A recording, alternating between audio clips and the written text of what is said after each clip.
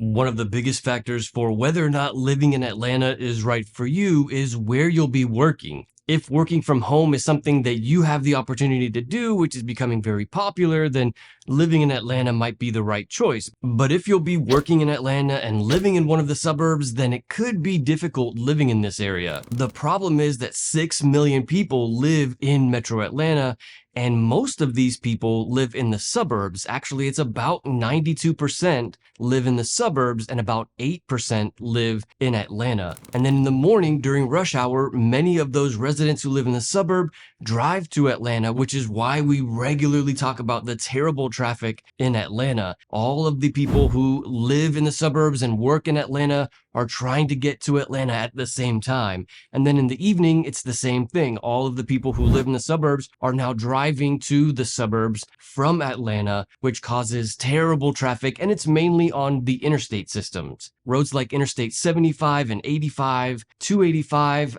I-20, and Highway 400. These are the roads that get the most congested during rush hour traffic, as many people are trying to get to and from Atlanta for their daily commute. And this issue of the traffic in Atlanta is becoming more and more of a problem every year. People are moving to Atlanta regularly. This is really becoming one of the most popular places for people to move to, and for good reason. Many people are moving to Metro Atlanta because of the growing economy that we have here. As more and more major businesses move from the West Coast to the East Coast and to Metro Atlanta, there are more job opportunities here in Metro Atlanta, which is bringing lots of people to this area, especially in a time where people are talking about recession every day. Living in an area with a growing economy is really becoming a big draw for many people. Another reason why people are moving here every year is because of the public school system. There are certain parts of Metro Atlanta that have really good schools. Cities like Marietta, Alpharetta, Johns Creek, Suwanee, to name a few. These really have 9 out of 10 schools. Some of them are even 10 out of 10 schools. And so as people are moving here, they're looking for places where the schools are less crowded and the quality is higher than where they currently live. So these cities are some of the suburbs that are becoming more and more popular, and people are moving here every year. Something else you should know about if you're thinking about moving to Atlanta is that there really are plenty of things to do here. Things like the Georgia Aquarium in downtown Atlanta, Zoo Atlanta, the College Football Hall of Fame. This is just in the downtown area. And then outside of the downtown area, there are plenty of shops and restaurants all over the Metro Atlanta area. One of my favorite things to do with my family on evenings or weekends is to go to the city center of where we live in Marietta. This would be Marietta Square. In Marietta Square, there are a bunch of shops and restaurants. There's a park in the middle of the square. It's common to find a lot of people hanging out in Marietta Square. And then most of these suburbs have some kind of city square or some kind of downtown area. Suwanee has Town Center, which is a great area. They've got a really big park in the town center area of Suwanee. Also, downtown Woodstock is super popular. There are a lot of great restaurants in downtown Woodstock, and it's clear that it's very popular because of how much traffic there is in downtown Woodstock. Also, finding parking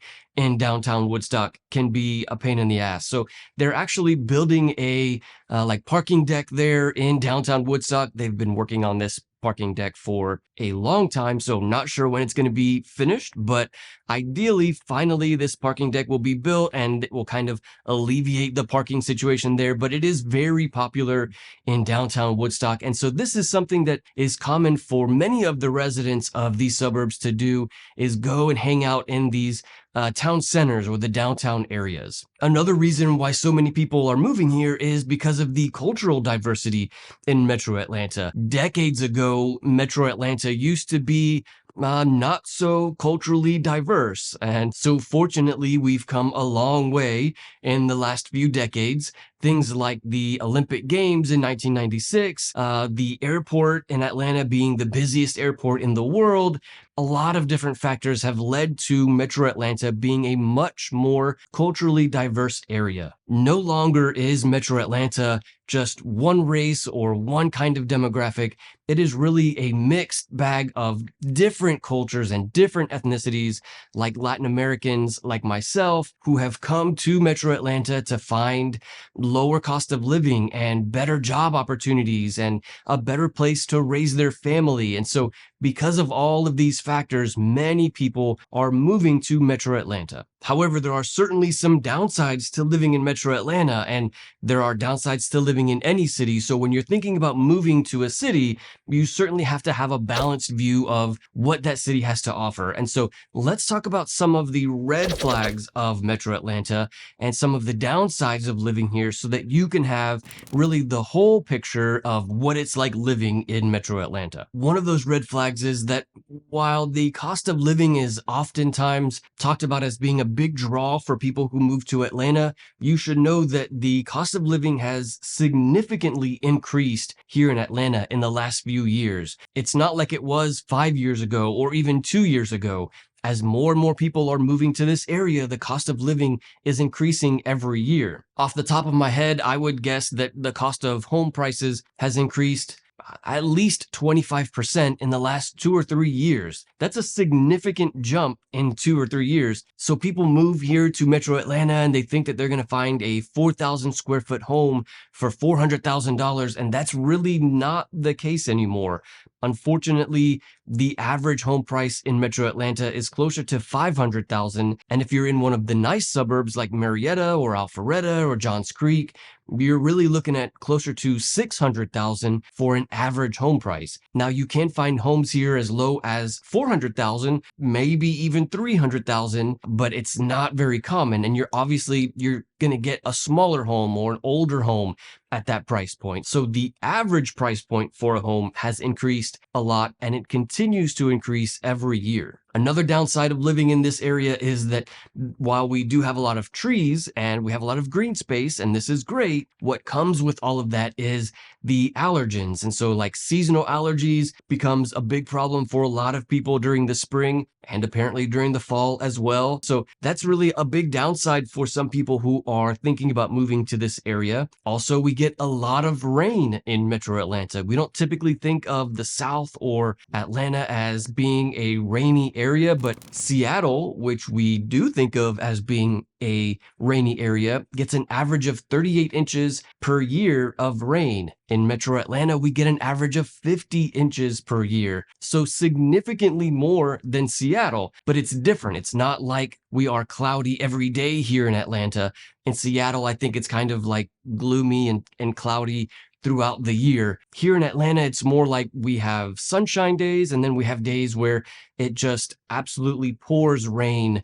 So that's where those 50 inches come from. And then another downside of living in this area is that things are very far and we have a lot of traffic. It's not like a city where you can easily walk to the grocery store or to the school. If you live in the city of Atlanta, then maybe, yeah, you can kind of walk to the grocery store. But if you live in the suburbs, which is 92% of the population, you can't walk to a grocery store. It's very rare that you would live so close to a grocery store. So we are certainly car dependent here in Metro Atlanta. And getting to a grocery store or to a school or to a post office or to run daily errands, you're looking at about a 10 to 15 minute drive just to get to these different things around the city. And then add to that the amount of traffic that we have, and getting out of the house can be kind of difficult if you live in the suburbs or the city or any part of Metro Atlanta. But of course, it's not all bad living in Atlanta. There are certainly some great sides that are unique to living in Atlanta, like the food scene that we have here.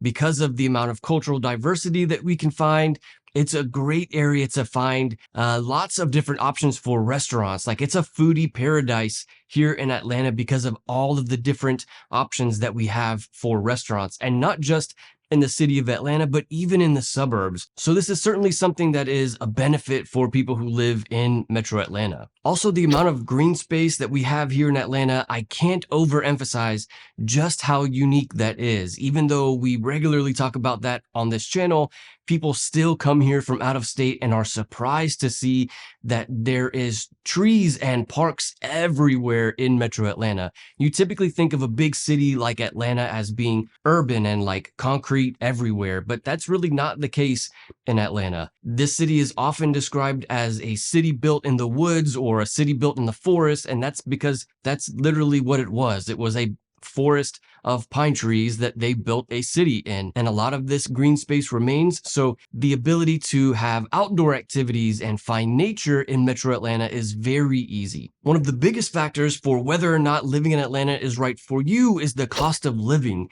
I've made a full video about what the cost of living is in Atlanta and a breakdown of monthly expenses. Check out this video. I'll see you there.